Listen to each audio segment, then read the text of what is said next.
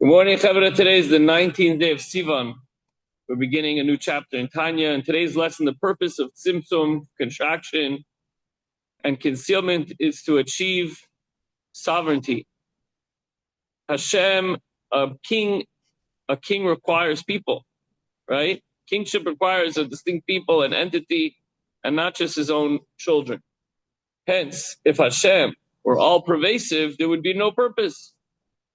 Consequently, Malchus, which is Adnos, sovereignty, are responsible for our reality being as is, as it feels our sense of separateness.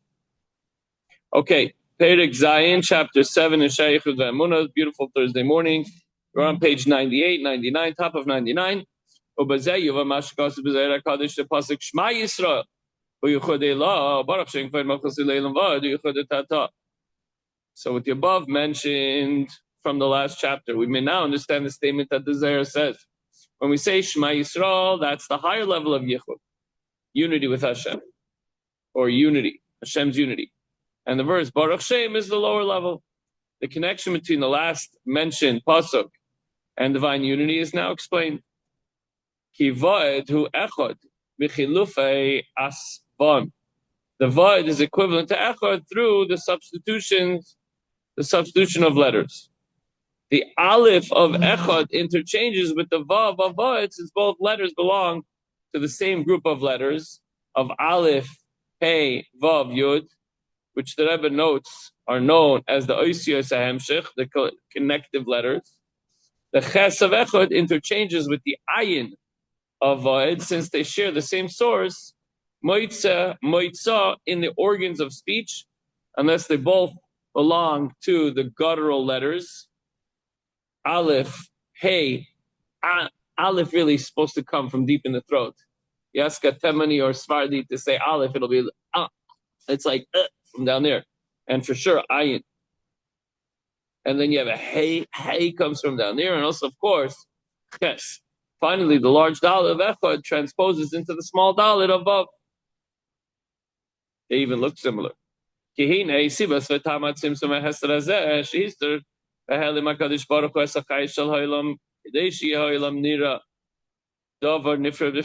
the cause and reason for this contraction and concealment, as we mentioned, for which Hashem obscured and hid the life force of the world, making it appear as if it independently exists on its own, is as follows.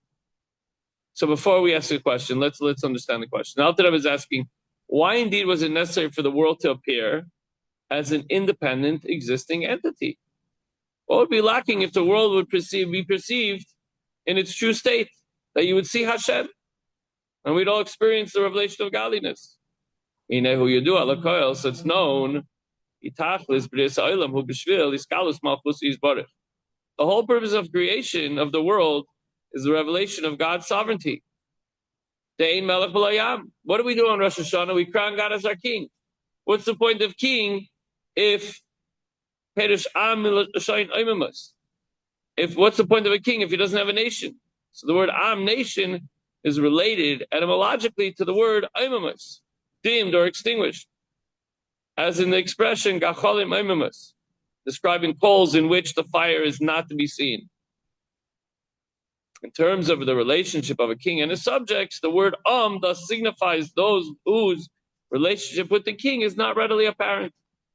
The king has to choose him to be his nation. You know, when there's a king, not all his subjects are, royalty and guards, and these could be citizens spread far out throughout the kingdom.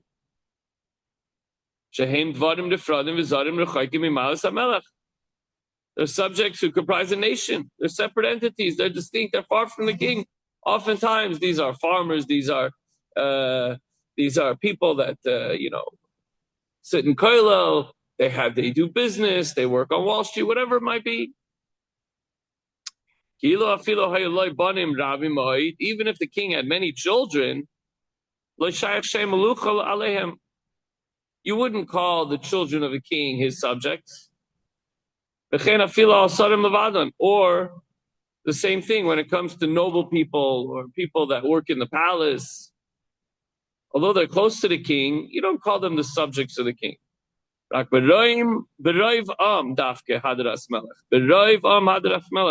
In a numerous nation is the glory of the king. That's why, by the way, sometimes halacha will allow for certain things where you can get more people together when it's more convenient. For example, for a bris, usually you think you want to do a bris first thing in the morning.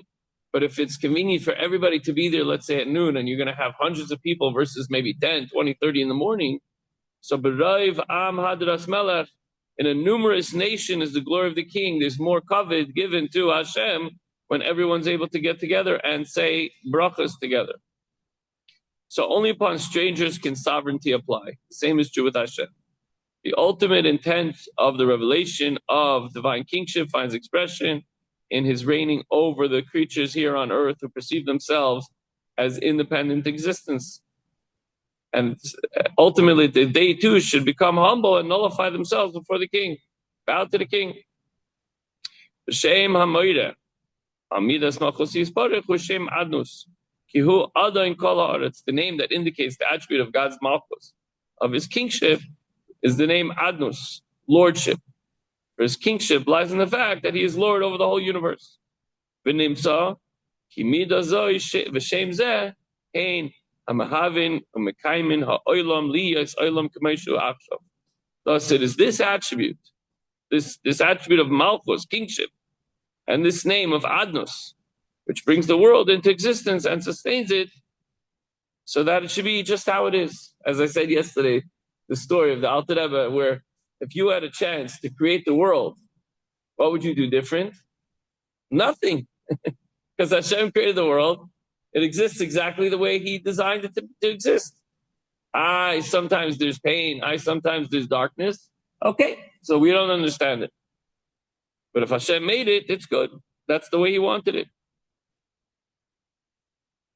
When you play a game and you make something and you create something and you buy a house and you make a family, it's not always, we don't have the power like Hashem. When Hashem makes something, it's always perfect.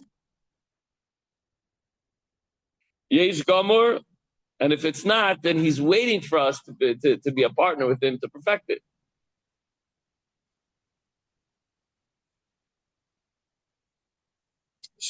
Yesh Gomor v'davar nifra v'nei atzmai v'eini bata m'tzias mamish.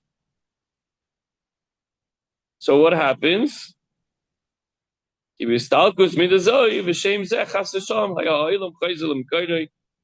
created everyone to feel as an independent and separate entity and not absolutely nullified. For the withdrawal of this attribute to bring the world into existence and the name from the world, Chas v'Shalom, the world would revert back to it would revert back to the way it was, we said many times. It would go back to nothingness. The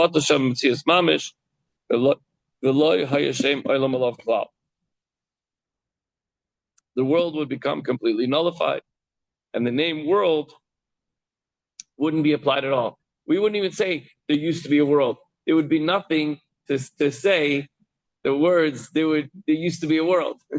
We wouldn't be around, and the world would cease to exist, period. So what's the takeaway? There's a purpose in the world being created in such a manner. With all the hardships and with all the difficulties and with all of course, there's a lot of good. We choose to look at the good. But in this world, Hashem is hidden. And there's a very specific purpose to that. Hashem wants us to reveal his sovereignty in this quote-unquote ungodly world. Ungodly because God's not revealed and we can't see godliness. But of course, there is only God if we were able to see it. Okay, so we're going to pause here in the middle of, we're going to learn tomorrow and Shabbos, continuation of Perek Zayin, chapter 7 of Shar HaYichud V'Ha'emunah. Have a good day, everyone.